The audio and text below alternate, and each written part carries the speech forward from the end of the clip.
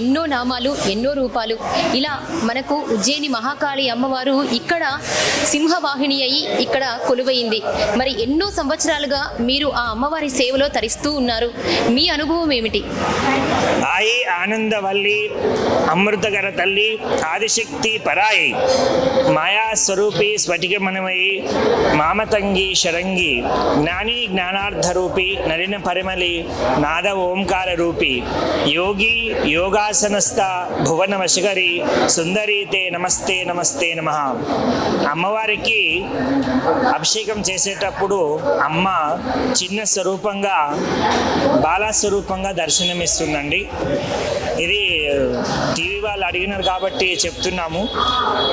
ఎందుకు అంటే ఇలాంటి విషయాలు మీడియాలో అసలు చెప్పకూడదు, కానీ అడిగినప్పుడు చెప్తున్నాము.